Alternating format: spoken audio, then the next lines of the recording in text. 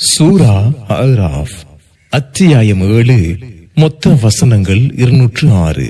அளவற்ற அருளாளனும் நிகரற்ற அன்புடையோனுமாகிய அல்லாஹுவின் பெயரால். அலிஃப் லாம் மீம் ஸாத்.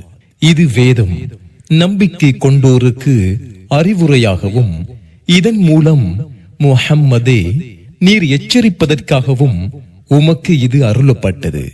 எனவே இதனால் உமது உள்ளத்தில் கலக்கம் ஏற்பட வேண்டாம். உங்கள் இறைவனிடமிருந்து உங்களுக்கு அருளப்பட்டதையே பின்பற்றுங்கள். அவனை விடுத்து மற்றவர்களை பொறுப்பாளர்களாக்கி பின்பற்றாதீர்கள். குறைவாகவே படிப்பினை பெறுகிறீர்கள். எத்தனையோ ஊர்களை அளித்திருக்கிறோம். அவ்வூர்களுக்கு நமது வேதனை இரவு நேரத்திலோ முற்பகலில் அவர்கள் தூங்கும் போதோ வந்து சேர்ந்தது. நமது வேதனை அவர்களிடம் வந்தபோது நாம் அநீதி இழைத்து விட்டோம் என்று கூறுவதைத் தவிர வேறு ஏதும் அவர்களின் கோட்பாடாக இருக்கவில்லை. யாருக்கு தூதர்கள் அனுப்பப்பட்டார்களோ அவர்களையும் விசாரிப்போம், தூதர்களையும் விசாரிப்போம். நமக்கு தெரியும் என்பதால் அவர்களுக்கு விளக்குவோம். நாம் கவனிக்காமல் இல்லை. அந்நாளில் மதிப்பீடு செய்தல் உண்மை. நன்மையின் எடைகள் கனமாக இருப்போரே வெற்றி பெற்றோர். நன்மையின் எடைகள் இலேசாக இருப்போர் தமக்கே நட்டத்தை ஏற்படுத்திக் கொண்டார்கள். நமது வசனங்கள் விஷயத்தில் அநீதியாக அவர்கள் நடந்து கொண்டதே இதற்கு காரணம். பூமியில் உங்களை வாழச் செய்திருக்கிறோம். உங்களுக்கு வசதி வாய்ப்புகளையும் அதில் ஏற்படுத்தினோம். குறைவாகவே நன்றி செலுத்துகிறீர்கள்.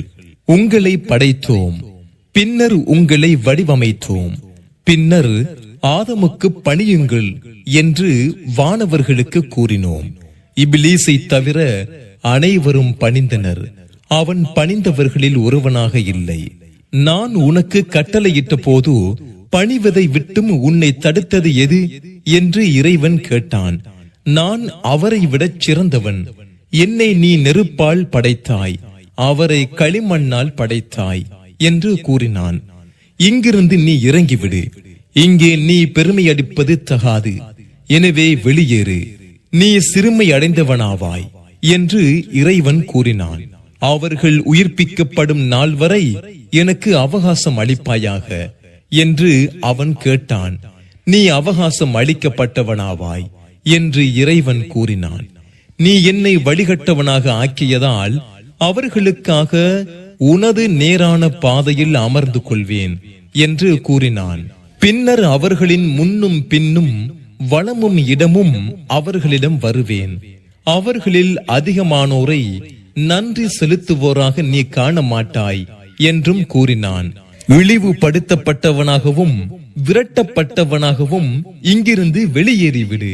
மனிதர்களாகிய அவர்களிலும் ஜின்களாகிய உங்களிலும் உன்னை பின்பற்றுவோர் அனைவரையும் போட்டு நரகத்தை நிரப்புவேன் என்று இறைவன் கூறினான். ஆதமே, நீயும் உமது மனைவியும் இந்த சொர்க்கத்தில் தங்குங்கள். விரும்பியவாறு இருவரும் உண்ணுங்கள். இந்த மரத்தை நெருங்காதீர்கள். நெருங்கினால் இருவரும் அநீதி இழைத்தவர்களாகி விடுவீர்கள் என்றும் கூறினான்.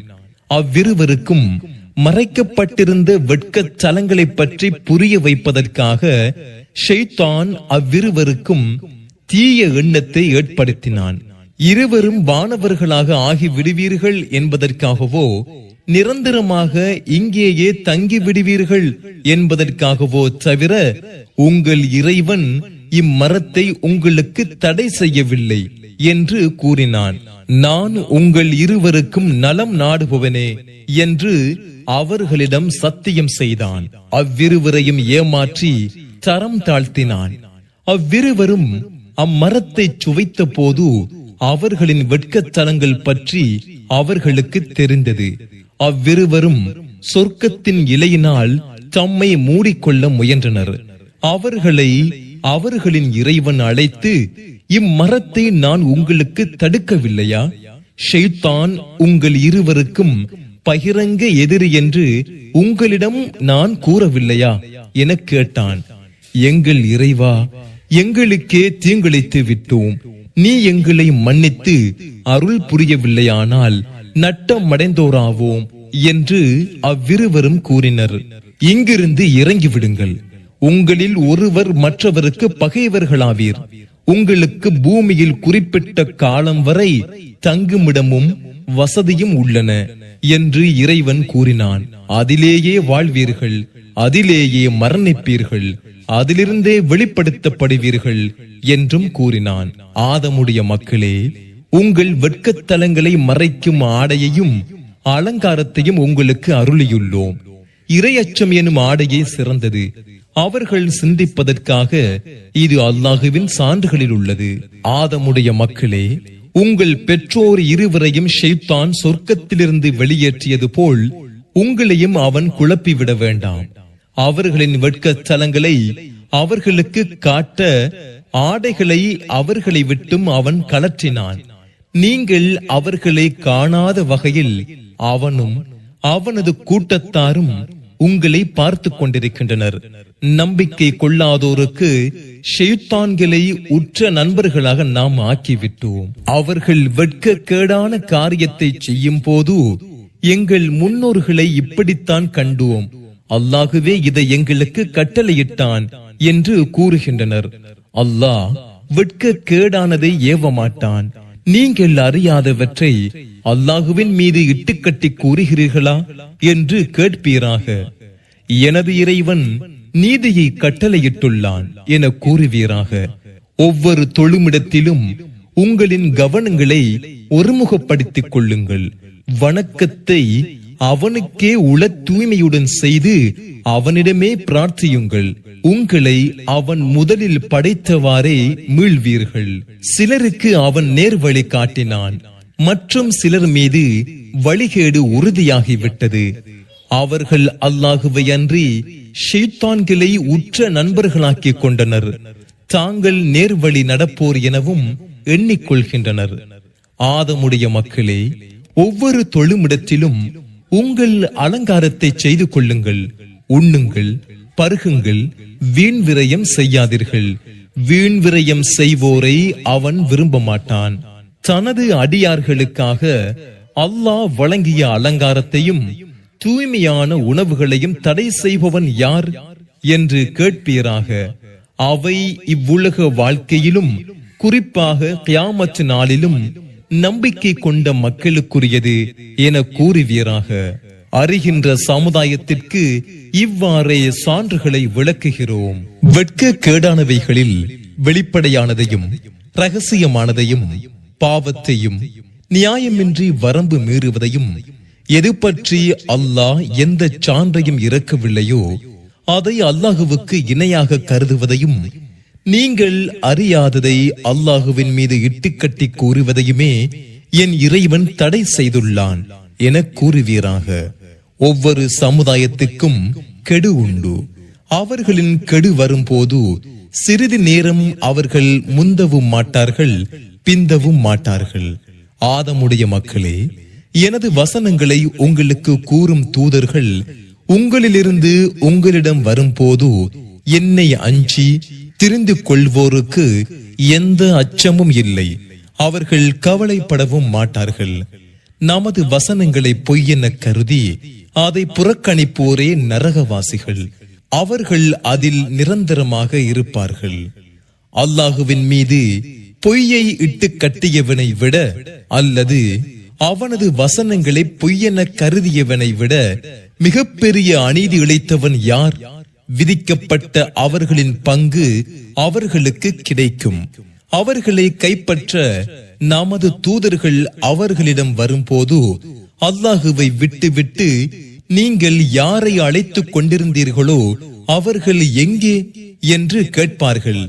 எங்களை விட்டும் அவர்கள் மறைந்து விட்டனர் என அவர்கள் கூறுவார்கள். நாங்கள் ஏக இறைவனை மறுப்போராக இருந்தோம் என தமக்கு எதிராக சாட்சி கூறுவார்கள். உங்களுக்கு முன் சென்ற சமுதாயங்களான ஜின்களுடனும் மனிதர்களுடனும் நீங்கள் நரகத்தில் நுழையுங்கள் என்று அவன் கூறுவான். ஒவ்வொரு சமுதாயமும் அதில் நுழையும் போது தம் சகோதர சமுதாயத்தை சபிப்பார்கள். முடிவில் அவர்கள் அனைவரும் நரகத்தை அடைந்தவுடன், எங்கள் இறைவா, இவர்களே எங்களை வழிகெடுத்தனர். எனவே இவர்களுக்கு நரகம் எனும் வேதனையை இருமடங்கு அளிப்பாயாக என்று அவர்களில் பிந்தியோர் முந்தியோரை பற்றி கூறுவார்கள். ஒவ்வொருவருக்கும் இருமடங்கு உள்ளது, எனினும் நீங்கள் அறிய மாட்டீர்கள் என்று அவன் கூறுவான். எங்களை விட உங்களுக்கு எந்த சிறப்பும் கிடையாது. எனவே நீங்கள் செய்து கொண்டிருந்ததன் காரணமாக வேதனையை சுவையுங்கள் என்று முந்தியோர் பிந்தியோரிடம் கூறுவார்கள். நமது வசனங்களை பொய்யென கருதி அதை புறக்கணிப்போருக்கு வானத்தின் வாசல்கள் திறக்கப்பட மாட்டாது. ஊசி துவாரத்தில் ஒட்டகம் நுழையும் வரை அவர்கள் சொர்க்கத்தில் நுழைய மாட்டார்கள். இவ்வாறே குற்றவாளிகளை தண்டிப்போம். அவர்களுக்கு நரகத்திலிருந்து விரிப்பும் அவர்களுக்கு மேலே நரகத்திலிருந்து போர்வைகளும் உள்ளன. இவ்வாறே அநீதி இழைத்தவர்களை தண்டிப்போம். நம்பிக்கை கொண்டு நல்லறங்கள் செய்வோரே சொர்க்கவாசிகள். அவர்கள் அதில் நிரந்தரமாக இருப்பார்கள். எவரையும் அவர்களின் சக்திக்கு மீறி நாம் சிரமப்படுத்துவதில்லை. அவர்களின் உள்ளங்களில் இருந்த குரோதத்தை எடுத்து விடுவோம். அவர்களுக்கு கீழ்ப்பகுதியில் ஆறுகள் ஓடும்.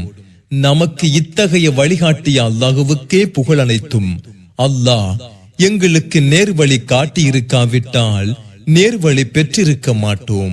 நமது இறைவனின் தூதர்கள் உண்மையையே கொண்டு வந்தனர் என அவர்கள் கூறுவார்கள்.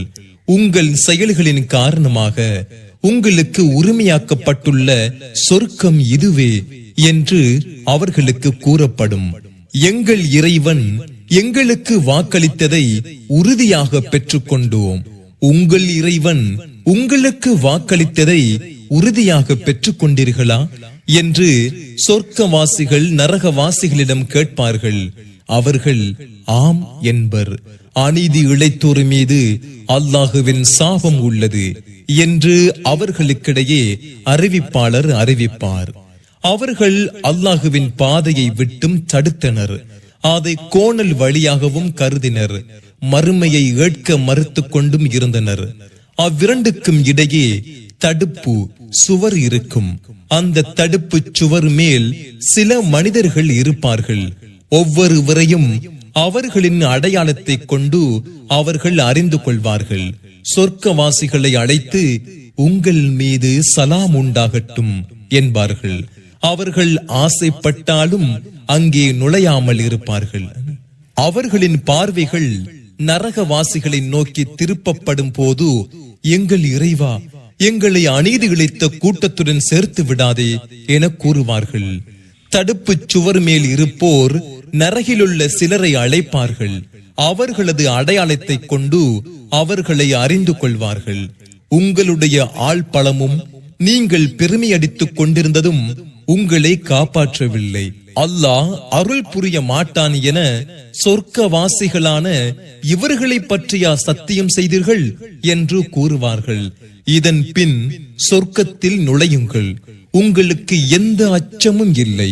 நீங்கள் கவலைப்படவும் மாட்டீர்கள் என தடுப்பு சுவரில் இருப்போரை நோக்கி கூறப்படும். நரகவாசிகள் சொர்க்கவாசிகளை அழைத்து எங்கள் மீது சிறிது தண்ணீரை அல்லது அல்லாஹ் உங்களுக்கு வழங்கியதை ஊற்றுங்கள் என கேட்பார்கள்.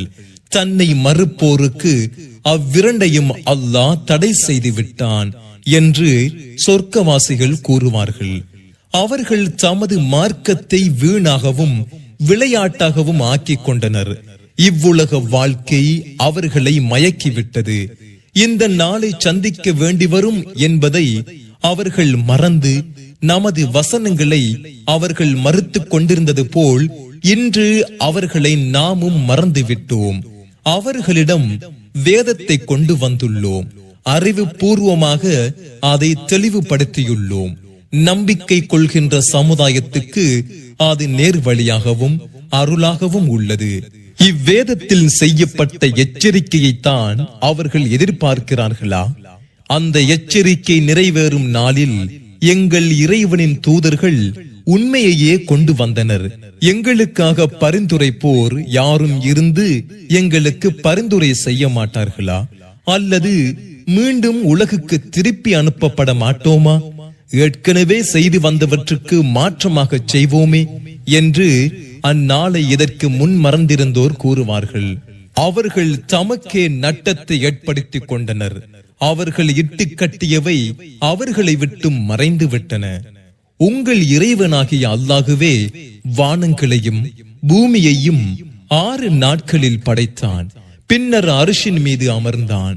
இரவை பகலால் அவன் மூடுகிறான். பகல் இரவை வேகமாக தொடர்கிறது. சூரியனையும் சந்திரனையும் நட்சத்திரங்களையும் தனது கட்டளையால் கட்டுப்படுத்தினான். கவனத்தில் கொள்க, படைத்தலும் கட்டளையும் அவனுக்கே உரியன. அகிலத்தின் இறைவனாகிய அல்லாஹ் பாக்கியம் பொருந்தியவன். உங்கள் இறைவனை பணிவுடனும் ரகசியமாகவும் பிரார்த்தனை செய்யுங்கள். வரம்பு மீறியோரை அவன் நேசிக்க மாட்டான். பூமியில் சீர்திருத்தம் செய்யப்பட்ட பின் அதை சீர்கெடுக்காதீர்கள். அச்சத்துடனும் நம்பிக்கையுடனும் அவனிடம் பிரார்த்தனை செய்யுங்கள். அல்லாஹுவின் அருள் நன்மை செய்வோருக்கு அருகில் உள்ளது. தனது அருளுக்கு முன்னால் நற்செய்தியாக அவனே காற்றை அனுப்புகிறான். அது கனமான மேகத்தை சுமக்கும் போது இறந்து போன ஊருக்கு அதை ஓட்டிச் செல்கிறோம். அதிலிருந்து தண்ணீரை இறக்கி அதன் மூலம் எல்லா பலன்களையும் வெளிப்படுத்துகிறோம். இவ்வாறே இறந்தவர்களையும் வெளிப்படுத்துவோம். இதன் மூலம் நீங்கள் படிப்பினை பெறக்கூடும். தாவரங்கள் தனது இறைவனின் விருப்பப்படி நல்ல பூமியில் வெளிப்படுகிறது. கெட்ட பூமியில் அற்பமானதை தவிர வேறெதுவும் வெளிப்படாது. நன்றி செலுத்தும் சமுதாயத்திற்கு இவ்வாறே சான்றுகளை விளக்குகிறோம். நூகை அவரது சமுதாயத்திடம் அனுப்பி வைத்தோம். என் சமுதாயமே, அல்லாஹுவை வணங்குங்கள். உங்களுக்கு அவனன்றி வணக்கத்திற்குரியவன் யாரும் இல்லை. மகத்தான நாளின் வேதனையை உங்கள் மீது நான் அஞ்சுகிறேன் என்று அவர் கூறினார். நாங்கள் உம்மை பகிரங்கமான வழிகேட்டிலேயே காண்கிறோம் என அவரது சமுதாயத்தின் பிரமுகர்கள் கூறினர். என் சமுதாயமே, என்னிடம் எந்த வழிகேடும் இல்லை. மாறாக நான் அகிலத்தின் இறைவனுடைய தூதன் என்று அவர் கூறினார். என் இறைவனின் தூதுச் செய்திகளை உங்களுக்கு எடுத்துச் சொல்கிறேன். உங்களுக்கு நலம் நாடுகிறேன். நீங்கள் அறியாதவற்றை அல்லாஹுவிடமிருந்து அறிகிறேன். உங்களை எச்சரிப்பதற்காகவும் நீங்கள் இறைவனை அஞ்சவும் உங்களுக்கு அருள் செய்யப்படவும் உங்களைச் சேர்ந்த மனிதருக்கு உங்கள் இறைவனிடமிருந்து அறிவுரை வருவதில் ஆச்சரியம் அடைகிறீர்களா என்றும் கூறினார். ஆயினும் அவரை பொய்யரென கருதினர். எனவே அவரையும் அவருடன் கப்பலில் இருந்தவர்களையும் காப்பாற்றினோம். நமது வசனங்களை பொய்யென கருதியோரை மூழ்கடித்தோம். அவர்கள் குருட்டு கூட்டமாகவே இருந்தனர். ஆது சமுதாயத்திடம் அவர்களின் சகோதரர் ஹூதை அனுப்பினோம். என் சமுதாயமே, அல்லாஹுவை வணங்குங்கள். உங்களுக்கு அவனன்றி வணக்கத்திற்குரியவன் யாரும் இல்லை. இறைவனை அஞ்ச மாட்டீர்களா என்று அவர் கேட்டார். உம்மை மடமையில் இருப்பதாகவே நாங்கள் கருதுகிறோம். பொய்யராகவும் உம்மை நாங்கள் கருதுகிறோம் என்று அவரது சமுதாயத்தில் ஏக இறைவனை மறுத்த பிரமுகர்கள் கூறினர். என் சமுதாயமே, என்னிடம் எந்த மடமையும் இல்லை. மாறாக நான் அகிலத்தின் இறைவனுடைய தூதன் என்று அவர் கூறினார். என் இறைவனின் தூது செய்திகளை உங்களுக்கு எடுத்துச் சொல்கிறேன். நான் உங்களின் நலம் நாடுபவன், நம்பிக்கைக்குரியவன். உங்களை எச்சரிப்பதற்காக உங்களைச் சேர்ந்த மனிதருக்கு உங்கள் இறைவனிடமிருந்து அறிவுரை வருவது உங்களுக்கு ஆச்சரியமாக உள்ளதா? நூகுடைய சமுதாயத்திற்கு பின் உங்களை வழித்தோன்றல்களாக அவன் ஆக்கியதையும் உடலமைப்பில் உங்களுக்கு வலிமையை அதிகப்படுத்தியதையும் எண்ணி பாருங்கள். அல்லாஹுவின் அருட்கொடைகளை எண்ணி பாருங்கள். நீங்கள் வெற்றி அடைவீர்கள் என்றும் அவர் கூறினார். எங்கள் முன்னோர்கள் வணங்கி வந்ததை விட்டு அல்லாஹுவை மட்டும் நாங்கள் வணங்க வேண்டும் என்பதற்காக எங்களிடம் நீர் வந்திருக்கிறீரா? நீர் உண்மையாளராக இருந்தால் எங்களுக்கு நீர் எச்சரிப்பதை எங்களிடம் கொண்டு வாரும் என்று அவர்கள் கூறினர். உங்கள் இறைவனிடமிருந்து வேதனையும் கோபமும் உங்கள் மீது ஏற்பட்டு விட்டன. நீங்களும் உங்கள் முன்னோர்களும் சூட்டிக்கொண்ட வெறும் பெயர்களை பற்றி, கற்பனை பாத்திரங்களை பற்றி என்னிடம் தர்க்கம் செய்கிறீர்களா? அது பற்றி அல்லாஹ் எந்த சான்றையும் அருளவில்லை. எதிர்பாருங்கள், உங்களுடன் சேர்ந்து நானும் எதிர்பார்க்கிறேன் என்று அவர் கூறினார். அவரையும் அவருடன் இருந்தவர்களையும் நமது அருளால் காப்பாற்றினோம். நமது வசனங்களை பொய்யென கருதியோரை கருவறுத்துவோம். அவர்கள் நம்பிக்கை கொண்டிருக்கவில்லை. சமுது சமுதாயத்திடம் அவர்களின் சகோதரர் சாலிகை அனுப்பி வைத்தோம். என் சமுதாயமே, அல்லாஹுவை வணங்குங்கள். உங்களுக்கு அவன் அன்றி வணக்கத்திற்குரியவன் யாரும் இல்லை. உங்களுக்கு உங்கள் இறைவனிடமிருந்து அத்தாட்சி வந்துள்ளது. அது உங்களுக்கு சான்றாக உள்ள அல்லாஹுவின் ஒட்டகம். அல்லாஹுவின் பூமியில் அதை மேய விட்டு விடுங்கள். அதற்கு தீங்கிழைக்காதீர்கள். அவ்வாறு செய்தால் உங்களுக்கு துன்புறுத்தும் வேதனை ஏற்படும் என்று அவர் கூறினார். ஆது சமுதாயத்துக்கு பின்னர் உங்களை வழித்தோன்றல்களாக அவன் ஆக்கியதை எண்ணி பாருங்கள். பூமியில் அவன் உங்களை வசிக்கச் செய்தான். அதன் மென்மையான பகுதிகளில் மாளிகைகளை கட்டுகிறீர்கள். மலைகளை குடைந்து வீடுகளை அமைத்துக் கொள்கிறீர்கள். எனவே அல்லாஹுவின் அருட்கொடைகளை எண்ணி பாருங்கள். பூமியில் குழப்பம் செய்து தெரியாதீர்கள் என்று அவர் கூறினார். சாலிஹ் தமது இறைவனால் அனுப்பப்பட்ட தூதர்தான் என்பதை அறிவீர்களா என்று அவரது சமுதாயத்தில் கர்வம் பிடித்த பிரமுகர்கள் அவர்களில் நம்பிக்கை கொண்ட பலவீனர்களிடம் கிண்டலாக கேட்டனர். அதற்கு பலவீனர்கள் அவரிடம் கொடுத்து அனுப்பப்பட்ட செய்தியை நாங்கள் நம்புகிறோம் என்று கூறினர். நீங்கள் நம்புவதை நாங்கள் மறுக்கிறோம் என்று கர்வம் பிடித்தவர்கள் கூறினர். பின்னர் அந்த ஒட்டகத்தை அறுத்தனர். அவர்களின் இறைவனது கட்டளையை மீறினர். சாலிஹே, நீர் தூதராக இருந்தால் எங்களுக்கு எச்சரித்ததை எங்களிடம் கொண்டு வாரும் எனவும் கூறினர். உடனே அவர்களை பூகம்பம் தாக்கியது. காலையில் தமது வீடுகளில் வீழ்ந்து கிடந்தனர். வீழ்ந்து கிடக்கும் அவர்களை விட்டு அவர் விலகினார். என் சமுதாயமே, எனது இறைவனின் தூது செய்தியை உங்களுக்கு எடுத்துச் சொன்னேன். உங்களுக்கு நல்லதையே விரும்பினேன். எனினும் நலம் நாடுவோரை நீங்கள் விரும்பவில்லை என கூறினார். லூத்தையும் தூதராக அனுப்பினோம். உலகில் உங்களுக்கு முன் யாரும் செய்திராத வெட்கக்கேடான காரியத்தையா செய்கிறீர்கள் என்று தமது சமுதாயத்திடம் கேட்டார். நீங்கள் பெண்களை விட்டு இச்சைக்காக ஆண்களிடம் செல்கிறீர்கள். நீங்கள் வரம்பு மீறிய கூட்டமாகவே இருக்கிறீர்கள் என்றும் கூறினார். இவர்களை உங்கள் ஊரை விட்டு வெளியேற்றுங்கள்.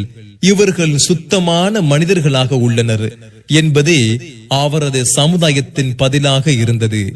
எனவே அவரது மனைவியை தவிர அவரது குடும்பத்தாரையும் அவரையும் காப்பாற்றினோம். அவள் அழிந்து போவோரில் ஒருத்தியாக இருந்தாள். அவர்களுக்கு பெருமழையை பொழிவித்தோம். குற்றவாளிகளின் முடிவு எவ்வாறு இருந்தது என்பதை கவனிப்பீராக.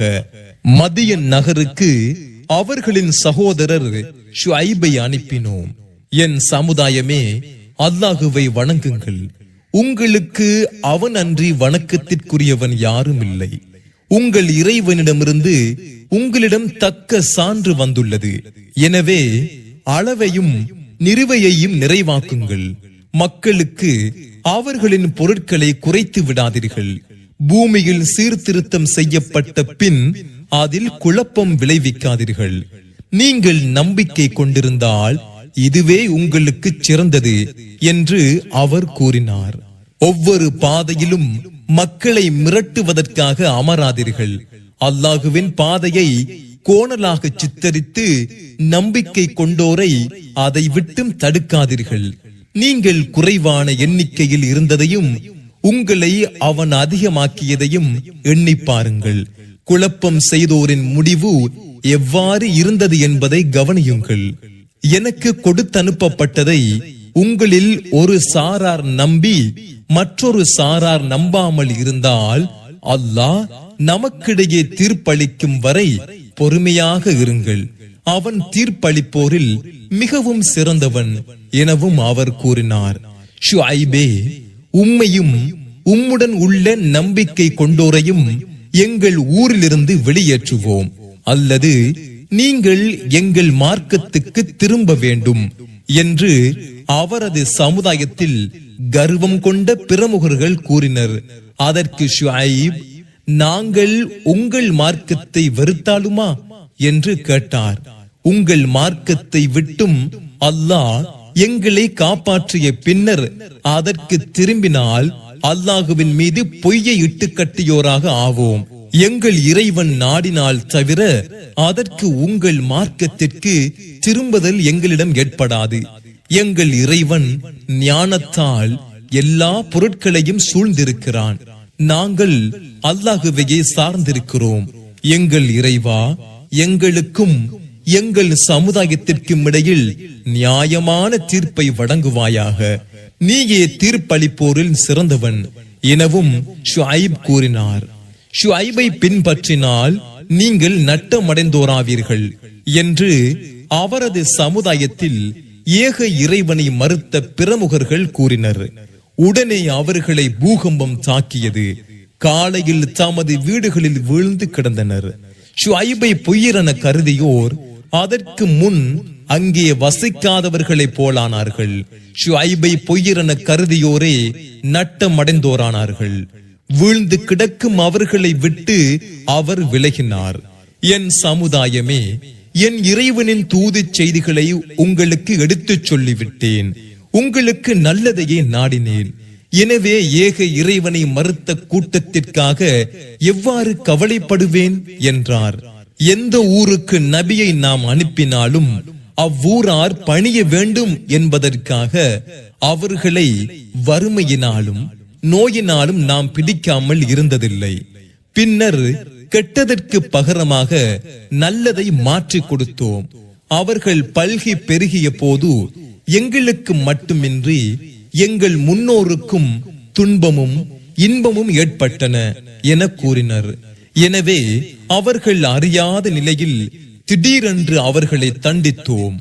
அவ்வூர்களைச் சேர்ந்தோர் நம்பிக்கை கொண்டு நம்மை அஞ்சியிருந்தால் வானிலிருந்தும் பூமியிலிருந்தும் பாக்கியங்களை அவர்களுக்காக திறந்து விட்டிருப்போம். மாறாக அவர்கள் பொய்யென கருதினர்.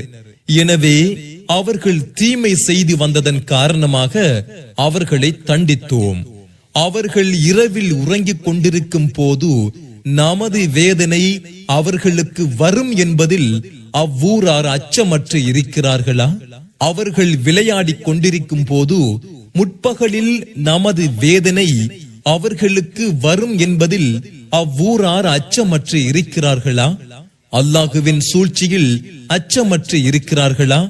நட்டமடைந்த கூட்டத்தினர் தவிர மற்றவர்கள் அல்லாஹுவின் சூழ்ச்சியில் அச்சமற்று இருக்க மாட்டார்கள்.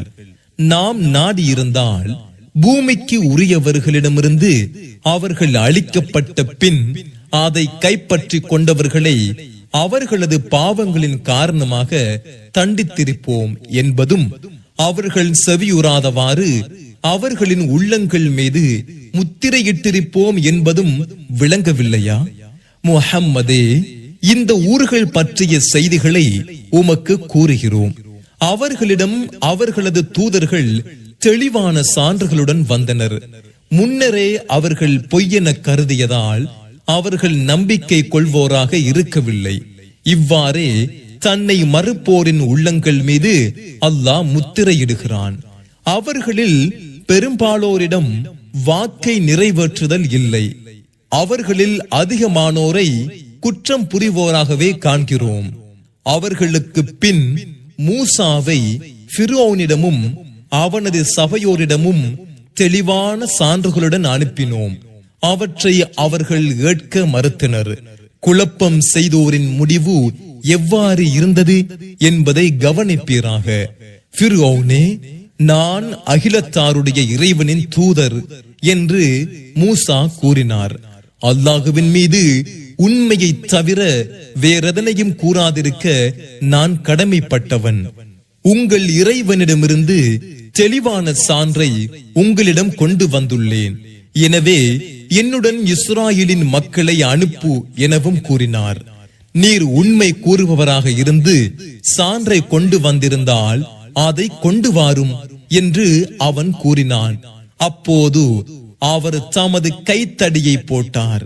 உடனே அது உண்மையாகவே பாம்பாக ஆனது. அவர் தமது கையை வெளியே காட்டினார். உடனே அது பார்ப்போருக்கு வெண்மையாக தெரிந்தது. இவர் தேர்ந்த சூனியக்காரராக உள்ளார். உங்கள் பூமியிலிருந்து உங்களை வெளியேற்ற இவர் எண்ணுகிறார்.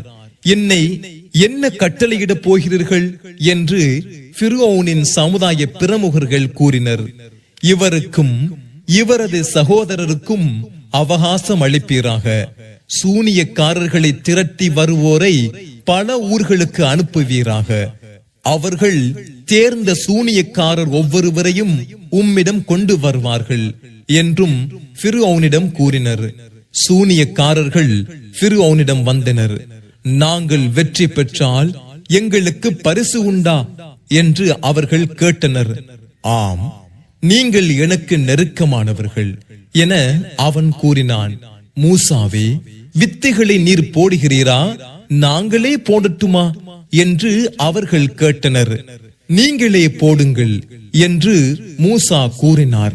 அவர்கள் தமது வித்தைகளை போட்டபோது மக்களின் கண்களை வயப்படுத்தினார்கள். மக்களுக்கு அச்சத்தையும் ஏற்படுத்தினார்கள். பெரும் சூனியத்தை அவர்கள் கொண்டு வந்தனர். உமது கைத்தடியை போடுவீராக என்று மூசாவுக்கு அறிவித்தோம். உடனே அது அவர்கள் செய்த வித்தையை விழுங்கியது. உண்மை நிலைத்தது. அவர்கள் செய்து கொண்டிருந்தவை வீணாயின. அங்கே அவர்கள் தோற்கடிக்கப்பட்டனர், சிறுமையடைந்தனர். சூனியக்காரர்கள் சஜதாவில் விழுந்தனர். அகிலத்தாரின் இறைவனாகிய மூசா மற்றும் ஹாரூனின் இறைவனை நம்பினோம் என்றும் கூறினர். நான் உங்களுக்கு அனுமதி அளிப்பதற்கு முன் அவரை நம்பிவிட்டீர்களா? இது இந்த நகரத்திலிருந்து அதன் உரிமையாளர்களை வெளியேற்றுவதற்காக இங்கே நீங்கள் நிகழ்த்திய சதி. இதன் விளைவை பின்னர் அறிந்து கொள்வீர்கள் என்று ஃபிரௌன் கூறினான். உங்களை மாறு கை வெட்டுவேன், பின்னர் உங்கள் அனைவரையும் சிலுவையில் அறைவேன் என்றும் கூறினான். நாங்கள் எங்கள் இறைவனிடமே திரும்புபவர்கள் என்று அவர்கள் கூறினர். எங்கள் இறைவனின் சான்றுகள் எங்களிடம் வந்தபோது அதை நம்பினோம் என்பதற்காகவே எங்களை நீ தண்டிக்கிறாய் என்று ஃபிரௌனிடம் கூறிவிட்டு, எங்கள் இறைவா, எங்களுக்கு பொறுமையை தருவாயாக, எங்களை முஸ்லிம்களாக மரணிக்க செய்வாயாக என்றனர். இந்த பூமியில் குழப்பம் செய்வதற்காகவும் உம்மையும் உமது கடவுள்களையும் புறக்கணிப்பதற்காகவும் மூசாவையும் அவரது சமுதாயத்தையும் விட்டு வைக்க போகிறீரா என்று ஃபிரௌனுடைய சமுதாயத்து பிரமுகர்கள் கேட்டனர். அவர்களின் ஆண் மக்களை கொள்வோம், பெண் மக்களை உயிருடன் விட்டு விடுவோம், நாம் அவர்கள் மீது ஆதிக்கம் செலுத்துபவர்கள் என்று ஃபிரௌன் கூறினான். அல்லாஹுவிடம் உதவி தேடுங்கள், பொறுமையாக இருங்கள். பூமி அல்லாஹுவுக்கே உரியது. தனது அடியார்களில் தான் நாடியோருக்கு அதை அவன் உரிமையாக்குவான். இறுதி முடிவு இறைவனை அஞ்சுவோருக்கே சாதகமாக இருக்கும் என்று மூசா தமது சமுதாயத்திடம் கூறினார். நீர் எங்களிடம் வருவதற்கு முன்னரும் நீர் எங்களிடம் வந்த பின்னரும் தொல்லை கொடுக்கப்பட்டு வருகிறோம் என்று அவர்கள் கூறினர். உங்கள் இறைவன் உங்கள் எதிரியை அழித்து உங்களை பூமியில் அவர்களுக்கு பகரமாக்கி எவ்வாறு செயல்படுகின்றீர்கள் என்பதை கவனிப்பான் என்றும் கூறினார். படிப்பினை பெறுவதற்காக பல வகை பஞ்சங்களாலும் பலன்களை குறைப்பதன் மூலமும் ஃபிரௌனுடைய சமுதாயத்தை தண்டித்தோம். அவர்களுக்கு ஏதேனும் நன்மை வந்தால் அது எங்களுக்காக கிடைத்தது என கூறுகின்றனர். அவர்களுக்கு தீங்கு ஏற்படுமானால் மூசாவையும் அவருடன் உள்ளவர்களையும் பீடையாக கருதுகின்றனர். கவனத்தில் கொள்க, அவர்கள் பீடையாக கருதுவது அல்லாஹுவிடமிருந்து வந்துள்ளது. எனினும் அவர்களில் அதிகமானோர் இதனை அறிவதில்லை. எங்களை வசியம் செய்வதற்காக நீர் எந்த சான்றை கொண்டு வந்த போதிலும் நாம் உம்மை நம்பப் போவதில்லை என்று அவர்கள் கூறினர். எனவே அவர்களுக்கு எதிராக வெள்ளப்பெருக்கு, வெட்டுக்கிளி, பேன், தவளைகள், இரத்தம் ஆகிய தெளிவான சான்றுகளை அனுப்பினோம். அவர்கள் ஆணவம் கொண்டனர், குற்றம் புரிந்த கூட்டமாகவே இருந்தனர். அவர்களுக்கு எதிராக வேதனை வந்த போதெல்லாம், மூசாவே, உமது இறைவன் உம்மிடம் தந்த வாக்குறுதியின்படி அவனிடம் பிரார்த்திப்பீராக. எங்களை விட்டு இந்த வேதனையை நீர் நீக்கினால் உம்மை நம்புவோம், உம்முடன் இஸ்ராயேலின் மக்களை அனுப்பி வைப்போம் என்று அவர்கள் கூறினர். அவர்கள் நிறைவு செய்யும் காலக்கெடு வரை அவர்களுக்கு நாம் வேதனையை நீக்கிய உடனே அவர்கள் வாக்கு மீறுகின்றனர். அவர்கள் நமது சான்றுகளை பொய் என கருதி அவற்றை அலட்சியம் செய்து வந்ததால் அவர்களை தண்டித்தோம், அவர்களை கடலில் மூழ்கடித்தோம். பலவீனர்களாக கருதப்பட்டு வந்த சமுதாயத்தை நாம் பாக்கியம் செய்த பூமியின் கிழக்கு மற்றும் மேற்கு பகுதிகளுக்கு உரிமையாளர்களாக்கினோம். இஸ்ராயேலின் மக்கள் பொறுமையை கை கொண்டதால் உமது இறைவனின் அழகிய வாக்கு அவர்கள் விஷயத்தில் முழுமையாக நிறைவேறியது. ஃபிர்அவுனும் அவனது சமுதாயத்தினரும் தயாரித்தவற்றையும் அவர்கள் உயரமாக எழுப்பியவற்றையும் அடியோடு அழித்தோம். இஸ்ராயேலின் மக்களை கடல் கடந்து செல்ல வைத்தோம்.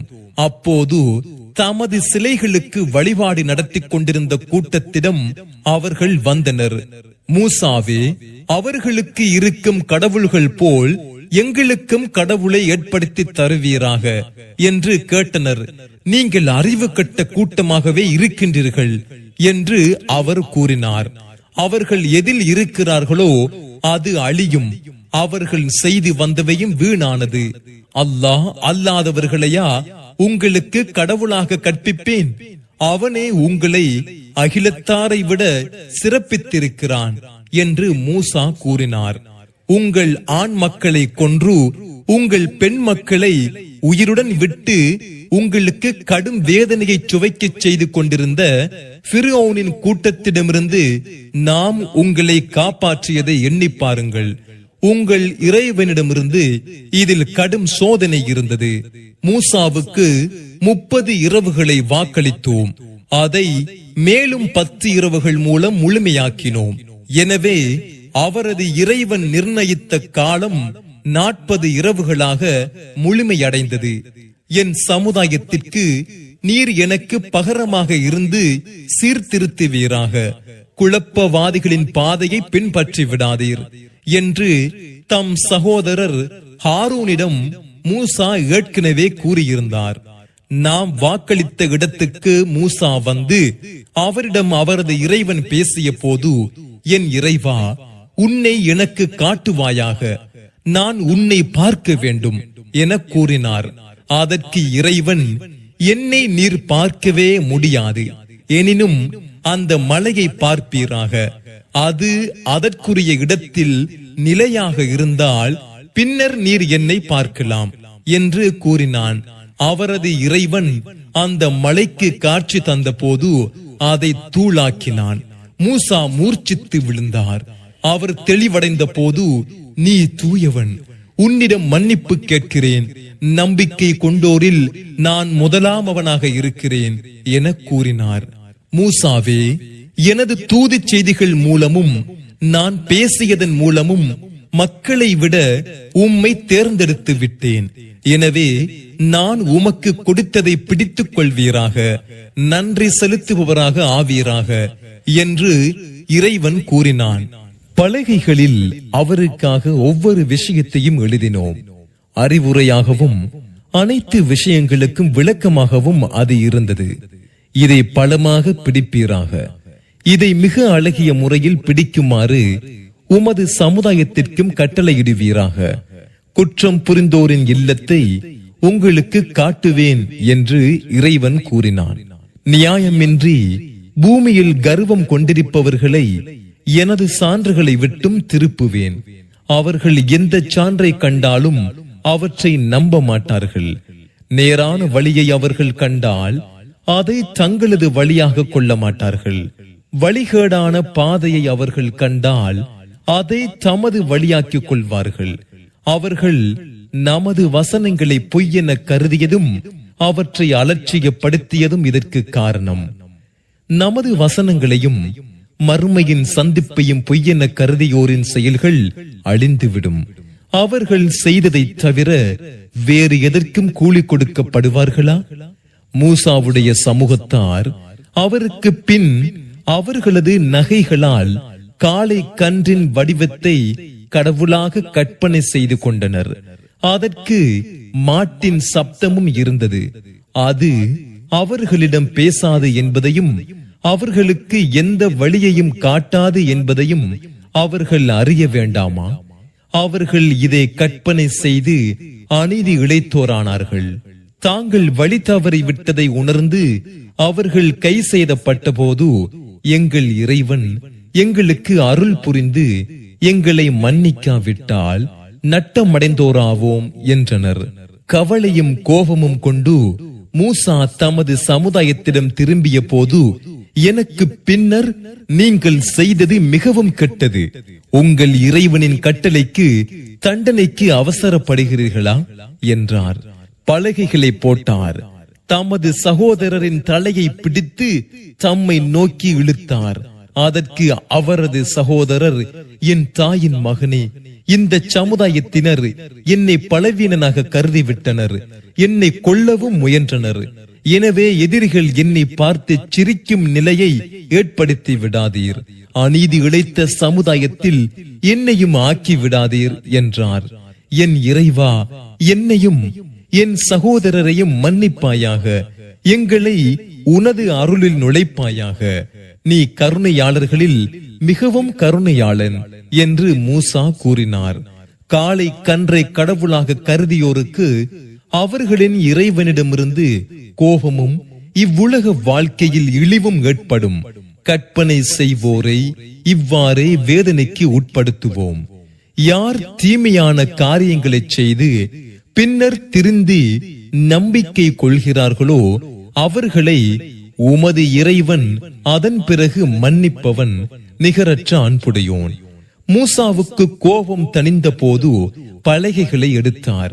அதன் எழுத்துக்களில் இறைவனை அஞ்சுவோருக்கு அருளும் நேர்வழியும் இருந்தது. நாம் நிர்ணயித்த இடத்தில் மூசா தமது சமுதாயத்தில் 70 ஆண்களை தேர்வு செய்தார்.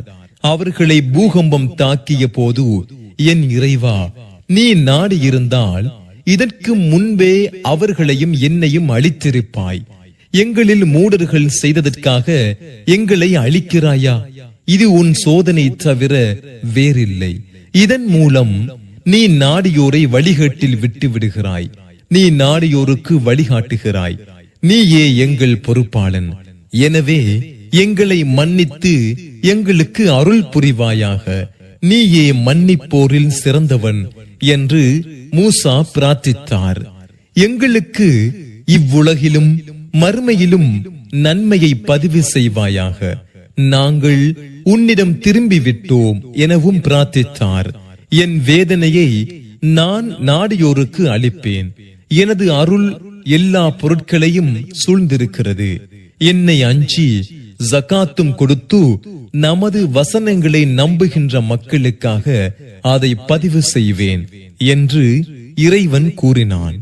எழுத படிக்க தெரியாத இத்தூதரை, இந்த நபியை, முஹம்மதை அவர்கள் பின்பற்றுகின்றனர். தங்களிடம் உள்ள தௌராத்திலும் இஞ்சிலிலும் இவரை பற்றி எழுதப்பட்டிருப்பதை அவர்கள் காண்கின்றனர். இவர் நன்மையை அவர்களுக்கு ஏவுகிறார், தீமையை விட்டும் அவர்களை தடுக்கிறார், தூய்மையானவற்றை அவர்களுக்கு அனுமதிக்கிறார், தூய்மையற்றவைகளை அவர்களுக்கு தடை செய்கிறார். அவர்களுடைய சுமையையும் அவர்கள் மீது பிணைக்கப்பட்டு இருந்த விலங்குகளையும் அப்புறப்படுத்துகிறார். இவரை நம்பி இவரை கண்ணியப்படுத்தி இவருக்கு உதவியும் செய்து இவருடன் அருளப்பட்ட ஒளியையும் பின்பற்றுவோரை வெற்றி பெற்றோர். மனிதர்களே, நான் உங்கள் அனைவருக்கும் அல்லாஹுவின் தூதராவேன். அவனுக்கே வானங்கள் மற்றும் பூமியின் ஆட்சி உரியது. அவனை தவிர வணக்கத்திற்குரியவன் யாரும் இல்லை. அவன் உயிர்ப்பிக்கிறான், மரணிக்கச் செய்கிறான் என்று முஹம்மதே கூறுவீராக. அல்லாஹுவையும் அவனது தூதராகிய எழுத படிக்க தெரியாத இந்த நபியையும் நம்புங்கள். இவர் அல்லாஹுவையும் அவனது வார்த்தைகளையும் நம்புகிறார். இவரை பின்பற்றுங்கள், நேர்வழி பெறுவீர்கள். மூசாவுடைய சமுதாயத்தில் உண்மையின்படி வழிகாட்டுவோரும் அதன்படி நீதி செலுத்துவோரும் உள்ளனர். அவர்களை 12 கிளைகளை கொண்ட சமுதாயங்களாக பிரித்தோம். மூசாவின் சமுதாயத்தினர் அவரிடம் தண்ணீர் கேட்டபோது, உமது கைத்தடியால் இப்பாறையில் அடிப்பீராக என்று அவருக்கு அறிவித்தோம். உடனே அதில் 12 நீரூற்றுக்கள் ஏற்பட்டன. ஒவ்வொரு கூட்டத்தினரும் தமக்குரிய நீர்த்துறையை அறிந்து கொண்டனர். அவர்கள் மீது மேகத்தை நிழலிடச் செய்தோம். அவர்களுக்கு மண்ணு சல்வா எனும் உணவை இறக்கினோம். உங்களுக்கு நாம் வழங்கிய தூய்மையானவற்றை உண்ணுங்கள் என்று கூறினோம். அவர்கள் நமக்கு தீங்கிழைக்கவில்லை, மாறாக தமக்கே தீங்கிழைத்தனர். இவ்வூரில் குடியிருங்கள், விரும்பியதை இதில் உண்ணுங்கள், மன்னிப்பு கேட்கிறோம் என கூறுங்கள். பணிந்து வாசல் வழியாக நுழையுங்கள். உங்கள் தவறுகளை உங்களுக்கு மன்னிப்போம், நன்மை செய்வோருக்கு அதிகமாக வழங்குவோம் என்று அவர்களுக்கு கூறப்பட்டதை நினைவூட்டுவீராக.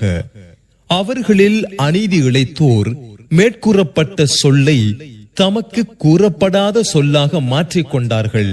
எனவே அவர்கள் அநீதி இழைத்ததால் அவர்கள் மீது வானத்திலிருந்து வேதனையை இறக்கினோம். கடல் ஓரத்தில் இருந்த ஊரை பற்றி அவர்களிடம் கேட்பீராக. அவர்கள் சனிக்கிழமையில் வரம்பு மீறியதை நினைவூட்டுவீராக. சனிக்கிழமை அன்று மீன்கள் நீரின் மேல் மட்டத்தில் அவர்கள் முன்னே வந்தன. சனிக்கிழமை அல்லாத நாட்களில் அவர்களிடம் வருவதில்லை. அவர்கள் குற்றம் புரிந்து வந்ததால் இவ்வாறு அவர்களை சோதித்தோம். அல்லாஹ் அழிக்கப் போகின்ற அல்லது கடுமையாக தண்டிக்கப் போகின்ற கூட்டத்திற்கு ஏன் அறிவுரை கூறுகிறீர்கள் என்று அவர்களில் ஒரு சாரார் கூறினர். அதற்கு அவர்கள், உங்கள் இறைவனிடமிருந்து விசாரணையின் போது தப்பிப்பதற்காகவும் அவர்கள் இறைவனை அஞ்சுவோராக ஆவதற்காகவும் அவர்களுக்கு அறிவுரை கூறுகிறோம் என கூறினர். கூறப்பட்ட அறிவுரையை அவர்கள் மறந்த போது தீமையை தடுத்தவர்களை மட்டும் காப்பாற்றினோம். குற்றம் புரிந்து வந்ததால் அநீதி இழைத்தவர்களை கடுமையாக தண்டித்தோம். தடுக்கப்பட்டதை அவர்கள் மீறிய போது இழிந்த குரங்குகளாக ஆகிவிடுங்கள் என்று அவர்களுக்கு கூறினோம். கியாமத் நாள் வரை அவர்களுக்கு கொடிய வேதனை அளிப்போரையே அவர்களுக்கு எதிராக நியமிப்பதாக உமது இறைவன் பிரகடனம் செய்ததை நினைவூட்டுவீராக. உமது இறைவன் விரைவாக தண்டிப்பவன், அவன் மன்னிப்பவன், நிகரற்ற அன்புடையோன். அவர்களை பூமியில் பல கூட்டத்தினராக பிரித்தோம். அவர்களில் நல்லோரும் உள்ளனர், அவ்வாறு அல்லாதோரும் அவர்களில் உள்ளனர். அவர்கள் திருந்துவதற்காக அவர்களை நல்லவை மூலமும் தீயவை மூலமும் சோதித்தோம். அவர்களுக்கு பின்னர் மற்றொரு சமுதாயத்தினர் அவர்களுக்கு பகரமாக வந்தனர். அவர்கள் வேதத்தை வாரிசு முறையில் பெற்றனர். அதன் மூலம் இந்த மட்டமான பொருளை பெற்றுக் கொள்கின்றனர். எங்களுக்கு மன்னிக்கப்படும் எனவும் கூறுகின்றனர். மீண்டும் அது போன்ற அற்ப பொருள் அவர்களுக்கு கிடைத்தால் அதையும் பெற்றுக் கொள்வார்கள். அல்லாஹுவின் பெயரால் உண்மையை தவிர எதையும் கூறக்கூடாது என்று அவர்களிடம் வேதத்தில் தெளிவுபடுத்தி உறுதிமொழி எடுக்கப்படவில்லையா? அதில் உள்ளதை அவர்கள் படிக்கவில்லையா? இறைவனை அஞ்சுகின்ற மக்களுக்கு மறுமை வாழ்வே சிறந்தது. இதை நீங்கள் விளங்க வேண்டாமா? யார் வேதத்தை உறுதியாக பிடித்துக் கொண்டு தொழுகையையும் நிலைநாட்டுகிறார்களோ அத்தகைய சீர்படுத்திக் கொள்வோரின் கூலியை நாம் வீணாக்க மாட்டோம். மலையை அவர்களுக்கு மேல் மேகத்தை போன்று நாம் உயர்த்தி அது தம்மீது விழுந்துவிடும் என்று அவர்கள் நினைத்த போது உங்களுக்கு நாம் வழங்கியதை பலமாக பிடியுங்கள், அதில் உள்ளதை எண்ணி பாருங்கள், நம்மை அஞ்சுவோராகலாம் என்று கூறினோம். ஆதமுடைய மக்களின் முதுகுகளிலிருந்து அவர்களின் சந்ததிகளை உமது இறைவன் வெளியாக்கி அவர்களை அவர்களுக்கு எதிரான சாட்சிகளாக்கினான். நான் உங்கள் இறைவன் அல்லவா என்று கேட்டான். ஆம், இதற்கு சாட்சி கூறுகிறோம் என்று அவர்கள் கூறினர். இதை விட்டும் நாங்கள் கவனமற்று இருந்து விட்டோம் என்றோ? இதற்கு முன் எங்களின் முன்னோர்கள் இணை கற்பித்தனர், நாங்கள் அவர்களுக்கு பின் வந்த சந்ததிகளாக இருந்தோம். அந்த வீணர்களின் செயலுக்காக எங்களை நீ அழிக்கிறாயா என்றோ? கியாமத் நாளில் நீங்கள் கூறாதிருப்பதற்காக இவ்வாறு உறுதிமொழி எடுத்தோம். அவர்கள் திருந்துவதற்காக இவ்வாறே சான்றுகளை தெளிவுபடுத்துகிறோம். முஹம்மதே, அவர்களுக்கு ஒருவனை பற்றிய செய்தியை கூறுவீராக. அவனுக்கு நமது வசனங்களை வழங்கியிருந்தோம். அவன் அதிலிருந்து நழுவிக் கொண்டான். அவனை ஷைத்தான் தொடர்ந்தான். எனவே அவன் வழிகட்டவனாகிவிட்டான். நாம் நாடி இருந்தால் அதன் மூலம் அவனை உயர்த்தி இருப்போம். மாறாக அவன் இவ்வுலக வாழ்வை நோக்கி சாய்ந்து விட்டான். தனது மனோ இச்சையை பின்பற்றினான். அவனுக்குரிய உதாரணம் நாயாகும். அதை நீர் தாக்கினாலும் நாக்கை தொங்க விட்டுக் கொள்கிறது, அதை விட்டு விட்டாலும் நாக்கை தொங்க விட்டுக் கொள்கிறது. நமது வசனங்களை பொய்யென கருதிய கூட்டத்தின் உதாரணம் இதுவே. அவர்கள் சிந்திப்பதற்காக இவ்வரலாறுகளை கூறுவீராக. நமது வசனங்களை பொய்யென கருதி தமக்கு தாமே தீங்கிழைத்த கூட்டத்தினரே மோசமான உதாரணமாவர். அல்லாஹ் யாரை நேர்வழியில் செலுத்துகிறானோ அவரே நேர்வழி பெற்றவர். அவன் யாரை வழிகேட்டில் விட்டு விடுகிறானோ அவனே நட்டமடைந்தவன். ஜின்களிலும் மனிதர்களிலும் நரகத்திற்காகவே பலரை படைத்துள்ளோம். அவர்களுக்கு உள்ளங்கள் உள்ளன, அவற்றின் மூலம் அவர்கள் புரிந்து கொள்வதில்லை. அவர்களுக்கு கண்கள் உள்ளன, அவற்றின் மூலம் அவர்கள் பார்ப்பதில்லை. அவர்களுக்கு காதுகள் உள்ளன, அவற்றின் மூலம் அவர்கள் கேட்பதில்லை. அவர்கள் கால்நடைகளை போன்றோர் இல்லை, அதைவிட வழிகட்டவர்கள். அவர்களே அலட்சியம் செய்தவர்கள். அல்லாஹுவுக்கு அழகிய பெயர்கள் உள்ளன, அவற்றின் மூலமே அவனிடம் பிரார்த்தியுங்கள். அவனது பெயர்களில் திருத்திக் கூறுவோரை விட்டு விடுங்கள். அவர்கள் செய்து வந்ததற்காக அவர்கள் தண்டிக்கப்படுவார்கள். நாம் யாரை படைத்தோமோ அவர்களில் உண்மையான வழிகாட்டும் சமுதாயத்தினரும் அதை கொண்டே நீதி செலுத்துவோரும் உள்ளனர். நமது வசனங்களை பொய்யென கருதுவோரை அவர்கள் அறியாத விதத்தில் விட்டு பிடிப்போம். அவர்களுக்கு அவகாசம் அளித்துள்ளேன். எனது திட்டம் உறுதியானது. அவர்களின் தோழருக்கு முஹம்மதுக்கு எந்த பைத்தியமும் இல்லை என்பதை அவர்கள் சிந்தித்து பார்க்கவில்லையா? அவர் தெளிவான எச்சரிக்கை செய்பவரே. வானங்கள் மற்றும் பூமியின் ஆட்சியையும் அவன் படைத்துள்ள ஏனைய பொருட்களையும் அவர்களின் காலக்கெடு அருகில் இருக்கக்கூடும் என்பதையும் அவர்கள் கவனிக்கவில்லையா? இதன் பிறகு எந்த செய்தியைத்தான் அவர்கள் நம்ப போகிறார்கள்? அல்லாஹ் யாரை வழிகேட்டில் விட்டு விடுகிறானோ அவருக்கு வழிகாட்டுபவர் யாரும் இல்லை. அவர்களை அவர்களது அத்துமீறலில் தடுமாற விட்டு விடுவான். யுக முடிவு நேரம் எப்போது வரும் என்று முஹம்மதே உம்மிடம் அவர்கள் கேட்கின்றனர். இது பற்றிய ஞானம் என் இறைவனிடமே உள்ளது. அதற்குரிய நேரத்தில் அவனை தவிர யாரும் அதை வெளிப்படுத்த முடியாது. வானங்களிலும் பூமியிலும் அது மகத்தானதாக அமையும். அது உங்களிடம் திடீரென்றுதான் வரும் என்று கூறுவீராக. இது பற்றி நீர் நன்கு அறிந்தவர் போல் அவர்கள் உம்மிடம் கேட்கின்றனர். இது பற்றிய ஞானம் அல்லாஹ்விடமே உள்ளது என்று கூறுவீராக. எனினும் மனிதர்களில் அதிகமானோர் அறிந்து கொள்வதில்லை. அல்லாஹ் நாடினால் தவிர எனக்கே நன்மை செய்யவோ தீமை செய்யவோ நான் அதிகாரம் பெற்றிருக்கவில்லை. நான் மறைவானதை அறிந்து கொள்பவனாக இருந்திருந்தால் நன்மைகளை அதிகம் அடைந்திருப்பேன். எந்த தீங்கும் எனக்கு ஏற்பட்டிருக்காது. நம்பிக்கை கொள்ளும் சமுதாயத்திற்கு நான் எச்சரிப்பவனாகவும் நற்செய்தி கூறுபவனாகவுமே இருக்கிறேன் என்று முஹம்மதே கூறுவீராக. அவனே உங்களை ஒரே ஒருவரிலிருந்து படைத்தான். அவரிலிருந்து அவரது துணைவியை அவளிடம் அவர் மன அமைதி பெறுவதற்காக படைத்தான். அவன் அவளுடன் இணைந்த போது அவள் இலேசான சுமையை சுமந்தாள். அதனுடன் அவள் நடமாடினாள். அவள் வயிறு கனத்த போது உறுப்புகளில் குறைகளற்றவனை நீ எங்களுக்கு வழங்கினால் நன்றி செலுத்துவோராவோம் என்று அவ்விருவரும் தமது இறைவனாகிய அல்லாஹ்விடம் பிரார்த்தனை செய்தனர். அவ்விருவருக்கும் உறுப்புகளில் குறைகளற்றவனை அவன் கொடுத்த போது அவர்களுக்கு அவன் கொடுத்தவற்றில் அல்லாஹ்வுக்கு பங்காளிகளை ஏற்படுத்தி விட்டனர். அவர்கள் இணை கற்பிப்பதை விட்டும் அல்லாஹ் தூரமானவன்.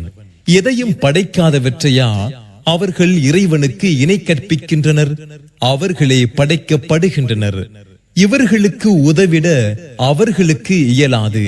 தமக்கே கூட அவர்கள் உதவி கொள்ள முடியாது. எதையும் தெரிவிக்க அவர்களை நீங்கள் அழைத்தால் அவர்கள் உங்களை பின்பற்ற மாட்டார்கள். நீங்கள் அவர்களை அழைப்பதும் மௌனமாக இருப்பதும் உங்களை பொறுத்தவரை சமமானதே. அல்லாஹுவை அன்றி நீங்கள் யாரை அழைக்கிறீர்களோ அவர்கள் உங்களை போன்ற அடிமைகளே. நீங்கள் உண்மையாளர்களாக இருந்தால் அவர்களை அழைத்து பாருங்கள். அவர்கள் உங்களுக்கு பதில் தரட்டும். அவர்களுக்கு நடக்கின்ற கால்கள் உள்ளனவா, அல்லது பிடிக்கின்ற கைகள் உள்ளனவா, அல்லது பார்க்கின்ற கண்கள் உள்ளனவா, அல்லது கேட்கின்ற காதுகள் உள்ளனவா? உங்கள் தெய்வங்களை அழைத்து எனக்கு எதிராக சூழ்ச்சி செய்யுங்கள், எனக்கு எந்த அவகாசமும் தராதீர்கள் என்று கூறுவீராக. இவ்வேதத்தை அருளிய அல்லாஹுவே எனது பொறுப்பாளன், அவனே நல்லோருக்கு பொறுப்பேற்றுக் கொள்கிறான் என்றும் கூறுவீராக. அவனை அன்றி நீங்கள் யாரை அழைக்கிறீர்களோ அவர்கள் உங்களுக்கு உதவிட இயலாது. தமக்கே அவர்கள் உதவ முடியாது. எதையும் தெரிவிக்க நீங்கள் அவர்களை அழைத்தால் அவர்கள் செவியுற மாட்டார்கள். அவர்கள் உம்மை பார்ப்பது போல் நீர் காண்பீர், ஆனால் அவர்கள் பார்க்க மாட்டார்கள். பெருந்தன்மையை மேற்கொள்வீராக, நன்மையை ஏவுவீராக, அறிவியனர்களை அலட்சியம் செய்வீராக. ஷைத்தானின் தாக்கம் உமக்கு ஏற்பட்டால் அல்லாஹ்விடம் பாதுகாப்பு தேடுவீராக. அவன் செவியுறுபவன், அறிந்தவன். இறைவனை அஞ்சுவோருக்கு ஷைத்தானின் தாக்கம் ஏற்பட்டால் உடனே சுதாரித்துக் கொள்வார்கள். அப்போது இவர்கள் விழித்துக் கொள்வார்கள். அவர்கள் ஷைத்தான்கள் தமது சகோதரர்களை வழிகேட்டில் இழுத்துச் செல்வார்கள். பின்னர் அதில் எந்த குறையும் வைக்க மாட்டார்கள். முஹம்மதே, அவர்களிடம் சான்றை நீர் கொண்டு வராவிட்டால் அதை கொண்டு வர மாட்டீரா என்று அவர்கள் கேட்கின்றனர். என் இறைவனிடமிருந்து எனக்கு அறிவிக்கப்படுவதையே பின்பற்றுகிறேன். இது உங்கள் இறைவனிடமிருந்து வந்த தெளிவாகவும் நேர்வழியாகவும் நம்பிக்கை கொள்ளும் சமுதாயத்திற்கு அருளாகவும் உள்ளது என்று கூறுவீராக. குர்ஆன் ஓதப்படும் போது அதை செவிமடுங்கள், வாய் மூடுங்கள், நீங்கள் அருள் செய்யப்படுவீர்கள். உமது இறைவனை காலையிலும் மாலையிலும் மனதிற்குள் பணிவாகவும் அச்சத்துடனும் சொல்லில் உரத்த சப்தமில்லாமலும் நினைப்பீராக. கவனமற்றவராக ஆகிவிடாதீர். உமது இறைவனிடம் இருப்போர் வானவர்கள் அவனுக்கு அடிமைத்தனம் செய்வதை புறக்கணிக்க மாட்டார்கள்.